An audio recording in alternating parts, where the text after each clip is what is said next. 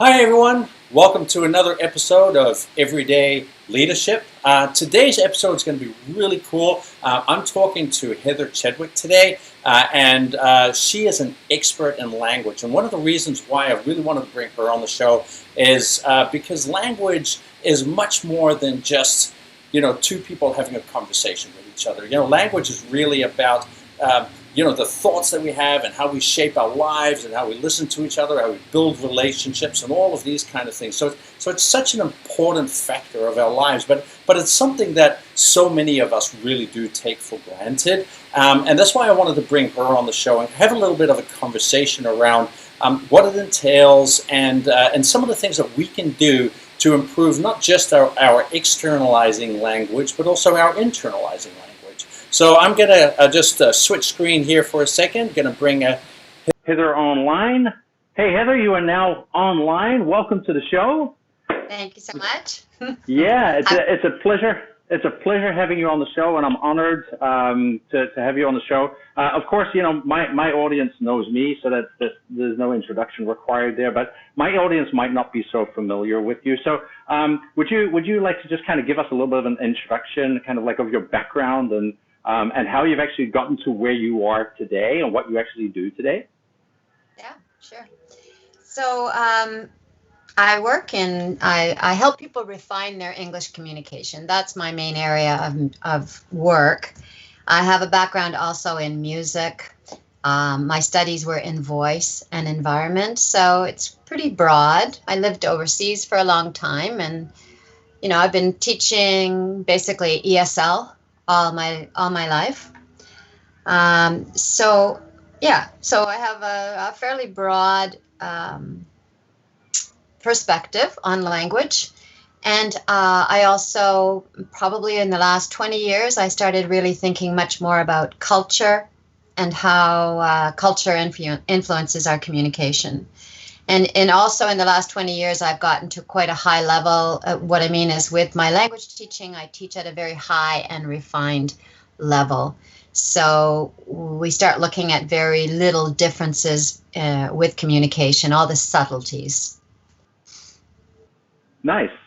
And so clearly, communication is really important part of what you do, right? What are for you some kind of the insights with regards to kind of some short takeaways of your long career of what you've kind of all learned? What would be one or two things that you kind of say, hey, these are things that are significant that keeps coming back in a lot of work that I do? Wow. So there are a lot of aspects there.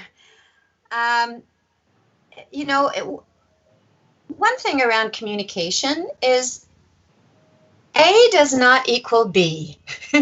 When you say something to me, it's not black and white, the interpretation. So the way you communicate with me, I could interpret it one way because of my background, my culture, the way I view the world. And someone else might interpret it completely differently.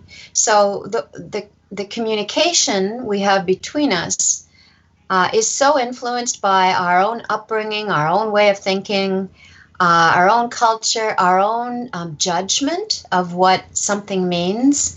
So that's a really big part. I've come to really believe that it's so important to not be judgmental when you're communicating with somebody. So that's a big one. So what something might mean to you coming from another culture could be completely different than what it means to me. So I would say that's the really biggest thing that I've learned. And I work with my clients helping them to understand that too. Okay, perfect. Yeah, other things that will come out as we talk more. Oh yeah, absolutely. We just got a text message from Gokhan just saying that he's really happy to see you on the show and is really loving to what comes out of this and see what we can experience here as well. It's the interesting thing for me, I think, about language really is language is much more. If kind of, me as a human being, I'm one of those people who really lives in their heads a lot, right? And I've always been this way, ever since I was a child. I wasn't necessarily one of those loud and, kind of explicit type kids who, I wasn't an extrovert, I was really, kind of introverted and really had amazing conversations with myself in my head, and I have a bit of a creative streak. So I'm always thinking up ideas and concepts, and there's always this ton of stuff going on inside my head, right? And so for me, language is also really important in terms of those conversations that I have, right? Much more so than maybe the conversations that I have with somebody else. And I'm sure there are a lot of people that can really resonate with that as well, right? Kind of having that understanding that language isn't just about communicating, right, with other people, but it's so involved and like you said, with regards to culture and how we shape ourselves, right? And a lot of these conversations, and I love how you said, about being non-judgmental, right? Because I think it goes even beyond that acceptance of other cultures and things like that, but really is also about the acceptance of ourselves, right? Because I think psychologists say we have somewhere between 12 and 70,000 thoughts a day, right? So there's a tremendous amount of language that goes on, and I was reading a book the other day. It's actually called Language and the Pursuit of Happiness, and the interesting thing about what really came out of that to me is the author said, we don't use language. Language is not a tool. He said we swim in language, right? Because language happens, it's in our environment. It's everywhere around us. It's inside us. It is such an important part of how we shape our realities and our cultures and and so to take language lightly and just to say, that it's just simply a tool that a couple of people have to communicate with each other really wouldn't do it justice, right? And that really struck with me, right? As I was reading that. So now you do a lot of work in neurolinguistic programming as well, right?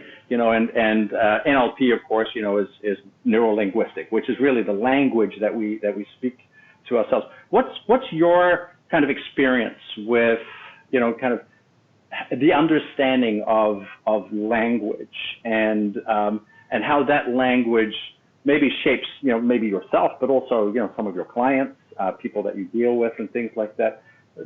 Tell us a little bit about that. So there are so many different aspects of language. We have, what we say. So what we say, what comes out of our mouth. You have three different aspects of that, of that sort of active communication, which is what you say. So that's verbal. You have even your sort of semi-verbal, I was thinking, as I was just thinking about today, I used to know a Japanese woman and she would always go, and it meant, yes, I'm listening, So that's an example of semi-verbal. And then nonverbal, right? Does my face match what you're interpreting, or how much you looking at my face influences what you're hearing? You see an expression on my face that looks like how your father used to look at you when he was angry. And then, of course, what I'm saying is completely misinterpreted because I'm not angry. I just got a headache, or something like that. So that's the kind of active external, what you were mentioning as external language. Then you also have the internal language, like I'm going, with the example of the father, like, oh, he's looking at me like that. He thinks this. He thinks I'm, not very smart or whatever. And so that also is happening. And so how can I actually be really listening to you and you really be listening to me?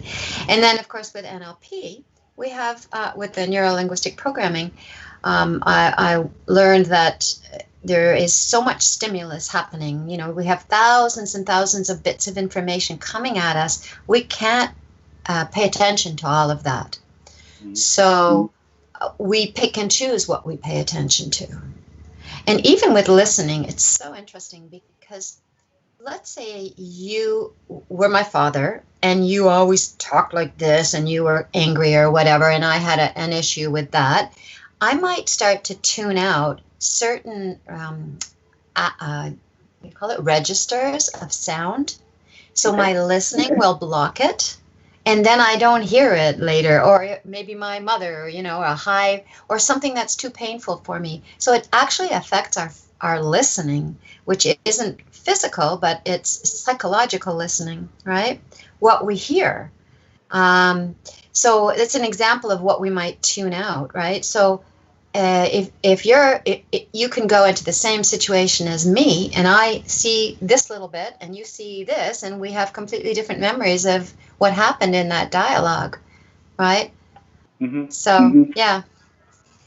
So basically, what you're I'm getting some echo in the background. Is I know you're on speaker. Is that, okay, now it's gone. So there was some echo coming through on your speaker. I think one of the big things here too, right, is you know, we can, because we have this psychological language, right, you know, that's going on, we can all have a completely different experience, right, from the various different conversations that, you know, that might be happening, right? That's kind of what you're saying, is we all interpret language, you know, so very differently, right, because of these life experiences that we have.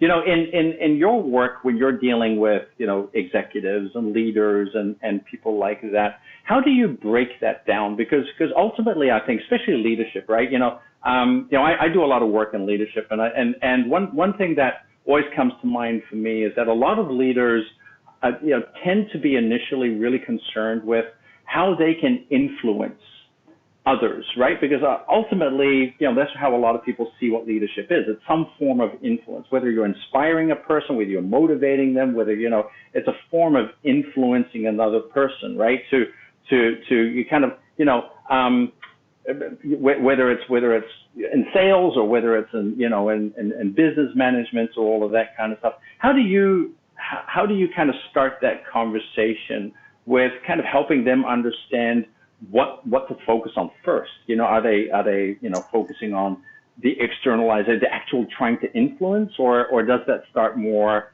you know, internally? How do you approach that?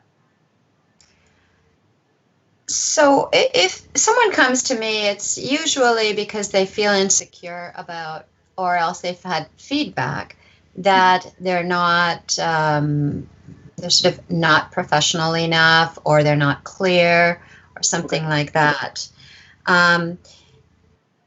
So we often talk a lot about culture at the beginning because, you know, whether we like it or not, there are cultural evaluations that people make, you know, about how you are communicating.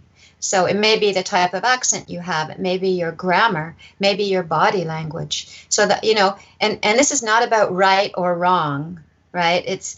I may think that's really discriminatory, that people will think that way or whatever, but the fact is it's the reality. So I always, we discuss that aspect, and then I say, you know, what's your choice? Like, well, how do you want to proceed on this? Because I'll just give you an example. I worked with a guy very high up in his position, and they were considering him, they were grooming him for a higher level, like a C-level job. And he was from Hong Kong. He had done his studies here. Very debonair guy, really intelligent, you know, very great image. Like he would suit that level, but he never paid attention to verb tense, right? And because in what is it, Cantonese, I guess, from Hong Kong, they don't have verb tense, and so he didn't pay attention to it. And so the effect was, he sounded, because poor grammar is equal to low class in the eyes of a lot of people, right? And so, you know, as unfair as that might be, he had to decide, okay, do I care about that or not, right? And if that's something we'll work on. So sometimes it's discrimination towards certain accents, you know, that are not considered very prestigious. Sometimes it's just very simple, like, you know, they're just not clear. They speak too fast. They think they need to speak fast, you know, and then they're afraid to speak slow because they think they're not going to be sound very intelligent. And these are all perceptions, right? And their perception of their own language could be very different than how I would perceive it as a native English speaker. I don't know. Am I answering your question?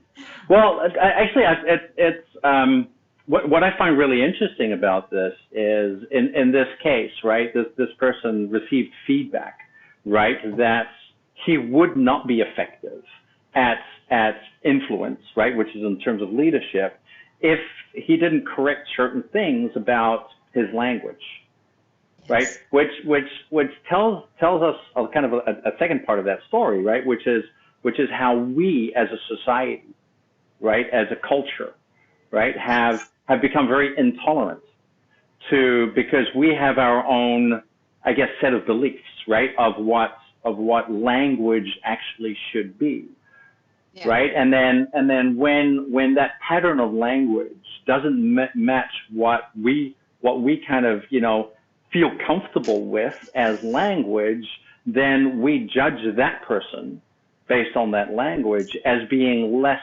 than what they really might be, right? So you know, the ability to articulate and the ability to, you know, kind of have good language is also a sign of you know, education and status and, you know, and all of these. Unfortunately, right? Because you know, the truth is, of course, this guy is probably brilliant at what he does, and yet, you know, just because he's, you know, speaking English as a second language, he is perceived as being a little bit less than what he really is.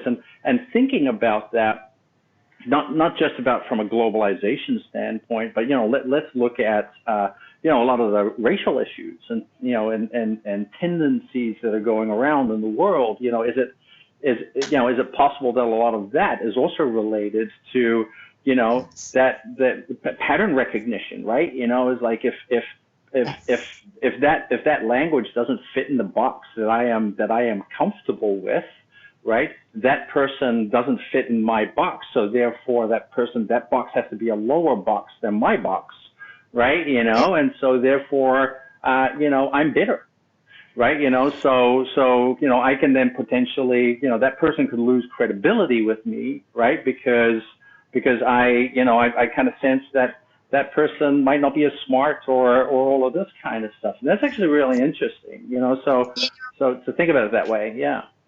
I was going to say, there's a different grammar that a lot of Black people in the southern United States use. And it's become a bit of a dialect, you could say. And it's considered incorrect, right? But actually what's considered correct is the upper class British English, you know, that's kind of the correct English. So it's very class related. But if you look at it from a linguistic perspective, the upper class British language has gone through changes over time, and they're completely predictable or understandable grammatically. And they're exactly the same as different changes, but they're also predictable and grammatically understandable in the Afro-American or Southern American Black culture. And one is not more correct than the other. They are both the same in terms of natural changes. It's a very class oriented.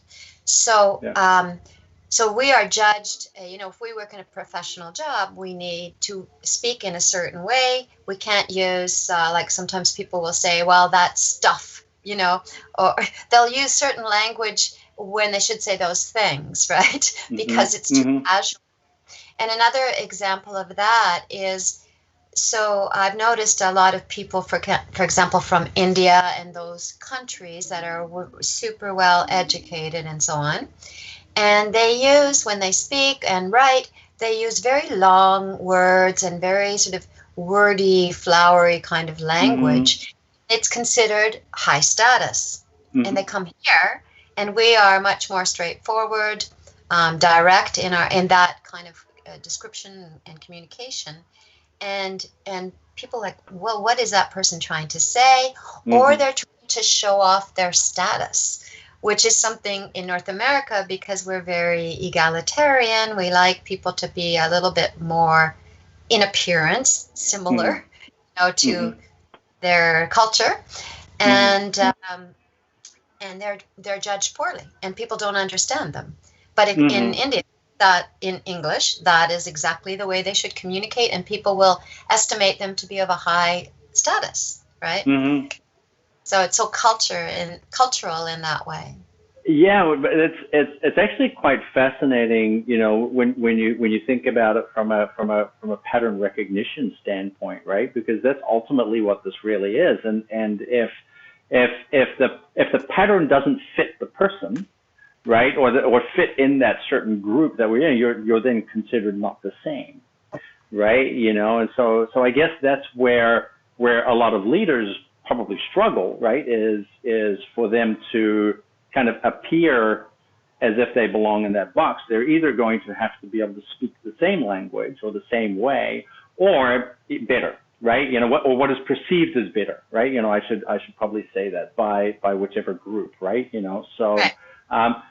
That actually reminds me of a conversation I had with a coaching client years ago, and it just popped in my head. And she was from the Philippines, and if you know that, people from the Philippines have this beautiful accent, right? It's like they're singing. It's beautiful. It's like a song the way they sing. It's beautiful. And as she was kind of making the ranks in terms of kind of her career, she was receiving increasingly more feedback on on that singing kind of English, and we're to a point though where she started to feel ashamed for where she came from, right? And to a point where she didn't dare to speak in public, right? Because she was afraid that she'd be getting more and more of these comments as she was kind of growing. So she ended up not being judged anymore for her abilities, right, as a great leader, but she was being just simply for having the strange language. But it went further. It went to a point where her own internal language was, I'm not good enough. Yes. Right? And it shows you how language can quite easily shape kind of our future, right? And the way we think about ourselves, and the way we have conversations about ourselves or with other people, our self-esteems, all of that is shaped, right, through language, right? And so that to me really strikes home. It's a really good example to me is as a child, I actually moved to Holland as an English-speaking kid. So English is my first language. But when I moved to Holland, I couldn't speak Dutch, and so for the longest time as a child, I spoke Dutch with an English accent, right? So being a second language, and the amount of, and I wouldn't necessarily say it's judgment, right? It's comments that you get, right? Where, oh wow, your accent is so charming, or oh, you say these things very differently, or and there's this recognition from society that you don't fit in their box, right? And as I'm thinking back now to my childhood, just as we're connecting this together, right? I'm kind of going, hey, maybe that's one of the reasons why I never really felt like I was Dutch, right? Even though I have a Dutch passport, I served 10 years in the Dutch military, but I never felt like I was Dutch, right? Because I was always kind of reminded that I was different, right? That's a really interesting conversation because, a couple of things. So I was talking with a class that I had there. It was all Spanish speakers, and it was all for accent modification. Okay. And we started talking about when people say, "Oh, where are you from?" And most of the class were really sensitive to that. They felt when people asked them where, they were so tired of being asked where they were from. And they always felt it meant, you're not from here, you don't really belong here. That kind of, and it was the self-talk that was so key here. Because right. a few other people in the class said, well, I changed the way I think. And I decided to interpret that question as the other people trying to find a point in common to talk about. So can we talk about your country? I've been to your country. Oh, I've never been there. How is it? It's something to start small talk on. And then it's completely different, reaction to that. And another thing is when the studies show that when people have a similar accent to you, you identify with them. You think they are like me. And it's not really a discrimination. It's that they are more like you in many ways. They share a history. And so it's just very common that people will associate with that. And it doesn't necessarily mean they're negatively discriminating against somebody else. They're just not familiar with it. And then, for example, you lived in Holland so long. So now when you meet someone, who has a Dutch accent, you probably feel very warm towards them. The same to me. When I feel someone, who has a Latin accent, I feel the same because I lived there so long, right? So, it's that line between discrimination and, and just a lack of knowledge is very, fine. And I think how you think about it, it's best to take an attitude take a positive attitude towards it, because that's what's going to help you move forward. Absolutely. And, the interesting thing, too, is I think, when, especially recently, right? Recently there was a lot of, with Black Lives Matters and, and all of this. There's been a lot of talk, right, about that. And it seems to be that a lot of the conversations, right, are about looking different. Right. So what this strikes with me is that it's not just about whether or not you look different, but whether or not you sound different too. Right. And what would that response be if you sounded the same? Right. Even though you looked at, would that is language therefore, a context adder, right? We all have this kind of confirmation bias, right? And when, from a discrimination standpoint, if I'm afraid of somebody who looks different, right? And I respond to that, and that person speaks in the same language, in the same way, same accent as I do, right? I might say to myself, well, nothing wrong with this person, right? It's like because the language matches, and so therefore it's only the external, and I can cope with that, right? But if there's the external difference, and then there's the kind of the language difference, and that matches my bias, right? Of what I judge this exterior for, right? And then and then that the way that person speaks matches that. Right, that helps me confirm to myself that this person is not like me. Right, I read a very interesting study about, and it was on children in England, and they looked at kids that had grown up in the same area, so they had the same accent, and then they also looked at the relationship between ones that looked really different. So some were black, some were white, some were Asian looking, and for the kids, the priority was that they sounded like them. That what they looked like was unimportant to them until they got older. Yeah, that's really interesting, actually. Yeah, I've never actually looked at it from that perspective of language, but that's how important language really is, right? It really is a identifier for us of whether or not somebody fits in that same box as we do, or it's also what is even stronger. It's not so much the grammar.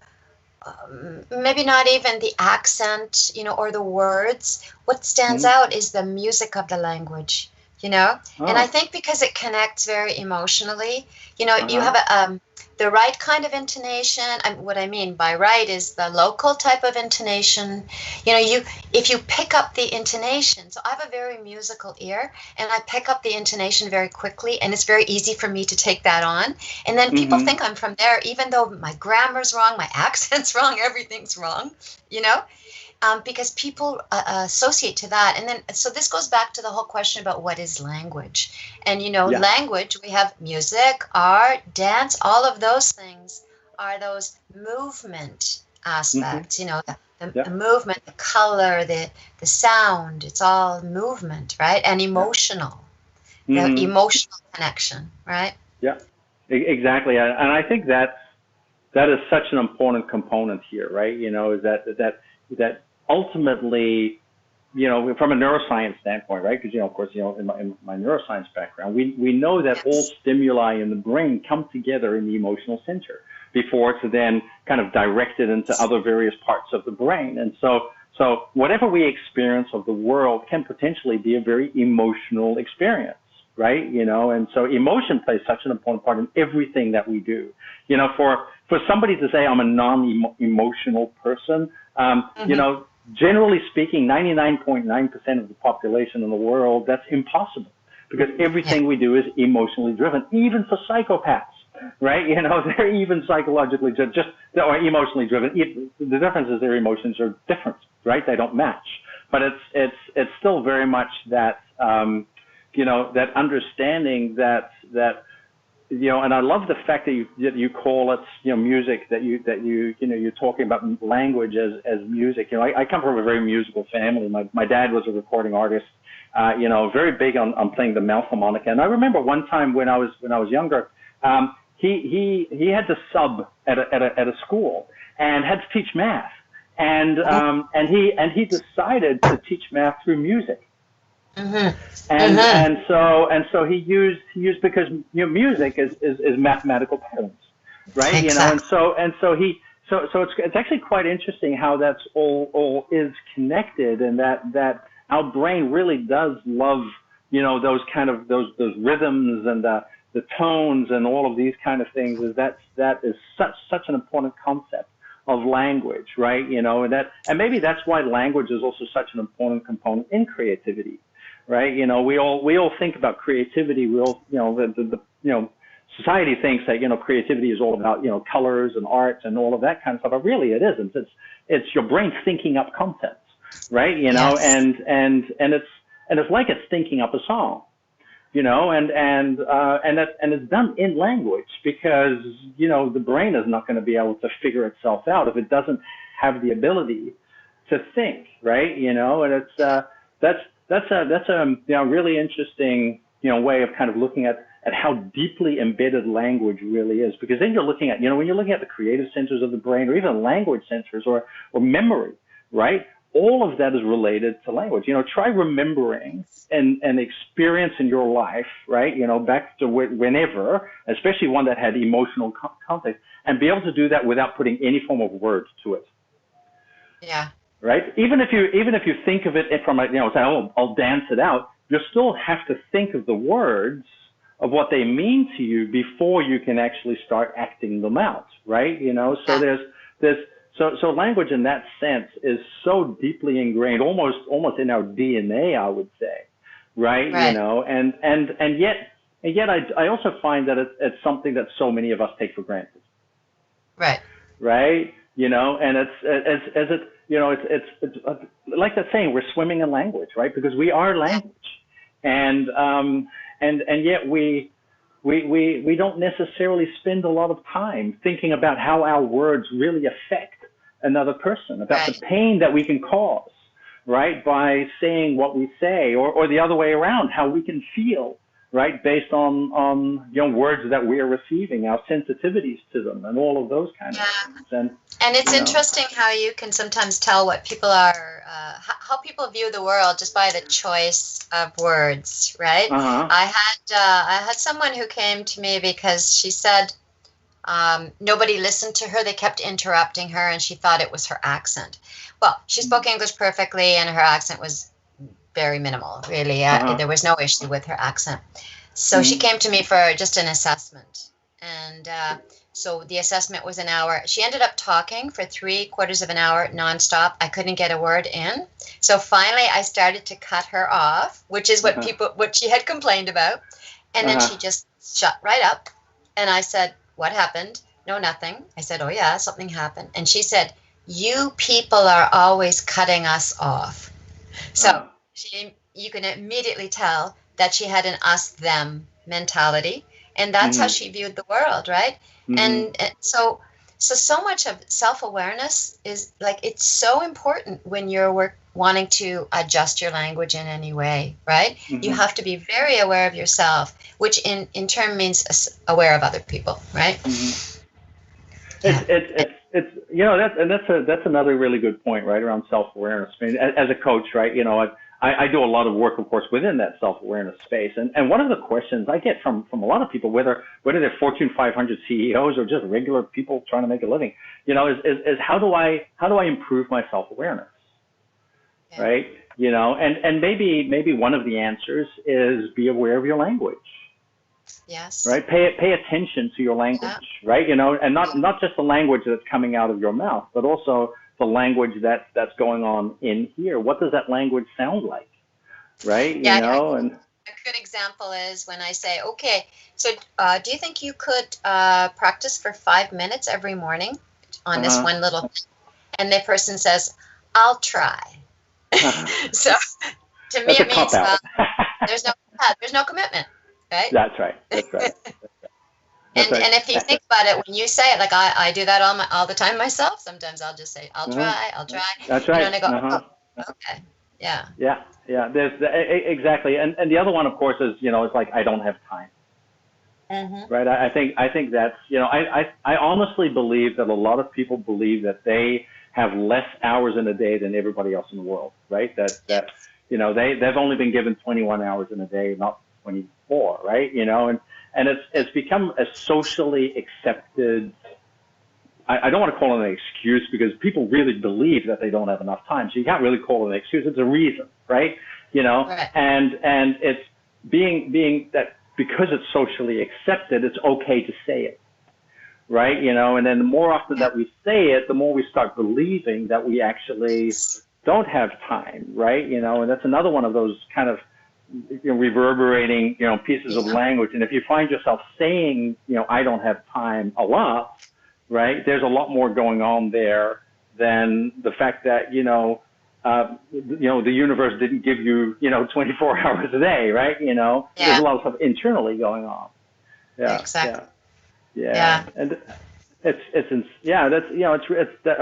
a really good point. And it comes, again, shows you kind of just, the word choices make such a big difference, right?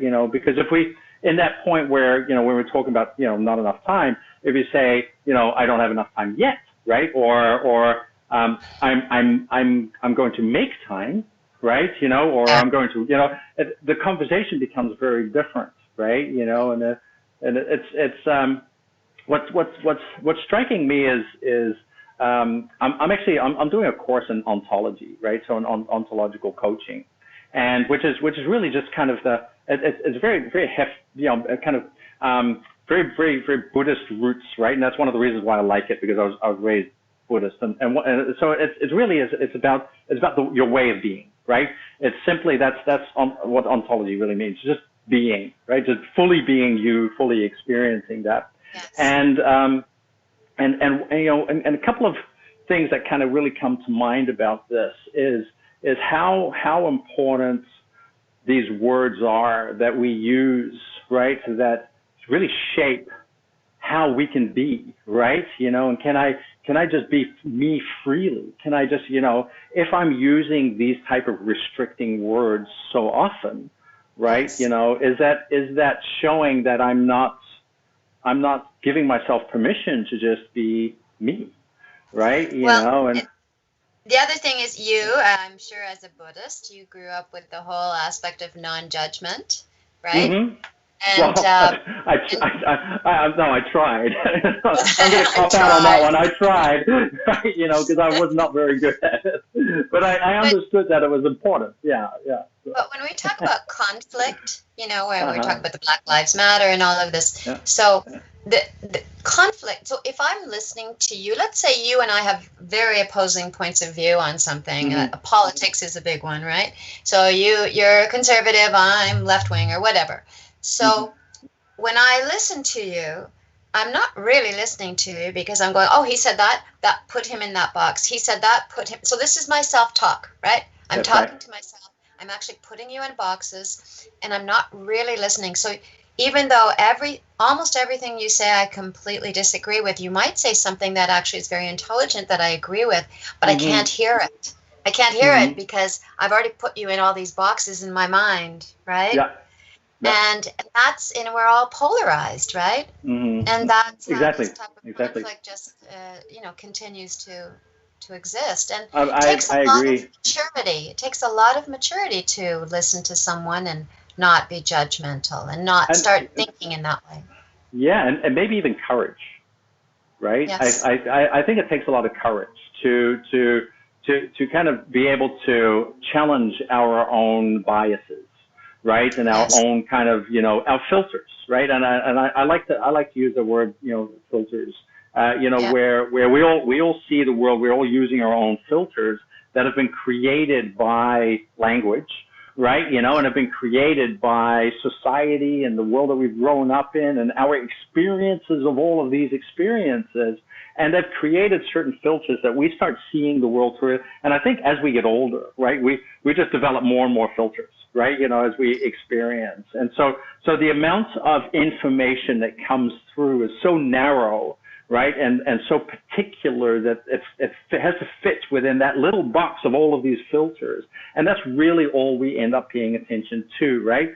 And I think a large part of that courage is for us to be able to say, you know what, I'm going to put these filters aside and I'm going to open myself up to, even if it is somebody who says something that I think is totally outrageous, like, for example, in this case, a political opinion, right? It's like whether we're on the left side of the spectrum or on the right side, it's, if I can open myself up and compassionately listen, right, to what another person has to say and be okay with that. Right? I don't have to impose my opinion on another person. I can just listen, right? Because if I have the need to convince that person that my opinion is better, right? I'm looking at that world in another filter again, right? I'm applying another filter. Can I just be, right? Can I just listen and not have that urge to say, well, my opinion is more important than, no, you're wrong and I'm right, and actually just kind of move away from that and say, oh, that's actually really interesting. Thank you for sharing that, right? And it's, and honestly, yeah, there would probably be a lot less drama, right, in the world going on if we were able to do that, right? And it's quite interesting, yeah, and that's all boils down to language. Another thing you made me think of, sometimes I get called in because they say that this one person is very conflictive at work. They're not, they're not kind of operating professionally, or they're yelling in meetings or whatever. And so they hire me to work with this one person. So I'll give you an example. There was one guy, a lovely guy from the Middle East who, but he would get very emotional and he would tell jokes in the meetings, and sometimes he would raise his voice in the office and that kind of thing. And so people didn't think that was appropriate. So I thought, well, I should get more feedback. So I talked to his boss, who was Indian, very soft-spoken. I couldn't get any information out of him. It was like pulling teeth, right, to get him to communicate with me. And then his boss was French Canadian.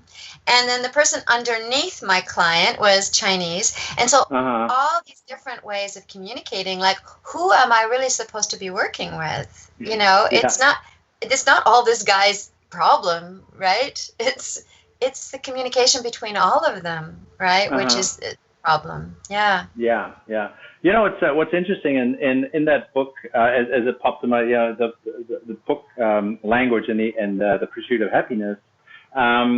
they made a really good statement about relationships that I thought was really powerful because language shapes relationships, right? Language is, is ultimately, if you look at an organization, an organization is nothing more than a series of relationships, right? And interactions that happen within those relationships. You can take the building. We've learned that from COVID, right? You can take the buildings away. You can take the hardware. You can take the processors. You can take the cloud. All of these. You can take that all away, and ultimately, what you're going to have left over is a bunch of relationships and interactions that happen within those relationships, and that's what's ultimately going to make or break an organization, right?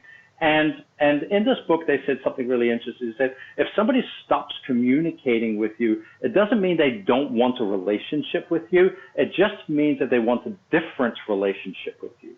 And that was really powerful because so often we encounter times when people stop talking to us, right? Or in this case, people start acting out, right? Like emotionally, physically, screaming, yelling, and all of this kind of stuff. And it's not that person's inappropriate, even though it might not be the best strategy. But the truth is, what he's trying to say, right, is that he wants a different relationship. He just doesn't know how to express it. He doesn't know how to say it. He doesn't know how to be listened to. And probably it's something that the whole team struggles with, right, in this case, because they all have maybe a relationship that doesn't work for everybody. Right, so that's very powerful.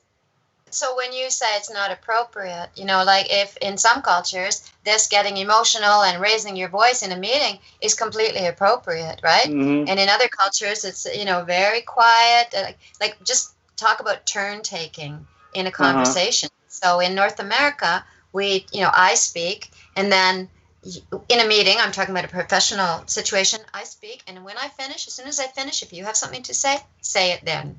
Don't wait, because if you wait, someone else will speak. So in Asia, I'm talking generalities here, there's usually a little bit of a space, like I'm listening, I'm just going to assimilate in my mind what you said, it's out of respect, then I'll speak, right? And then in Latin America, I'm speaking and I haven't quite finished, and they start.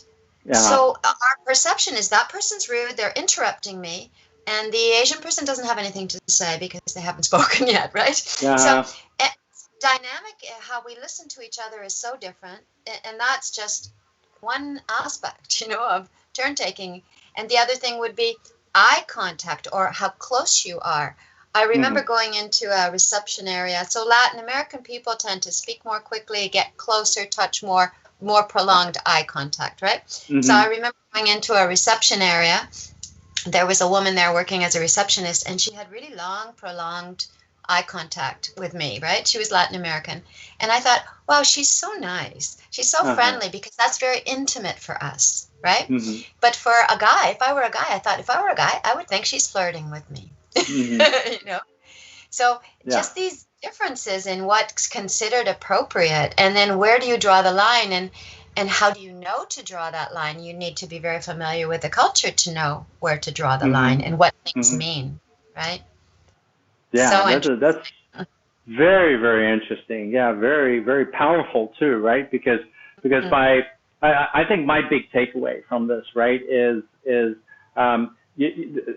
especially how it's the music component of, that's something I never really thought about, and also how we judge each other's differences, right? That language is a very powerful driver. I never, I also always was kind of vision centric, right? When I would think about concepts of racism and things, I always think about people of different color, or maybe even different behaviors and things like that. But it's much deeper than that, right? It really is much more powerful. So thank you so much. We're almost out of time. It's been crazy. I love this conversation. Yeah. We could talk for 3 hours.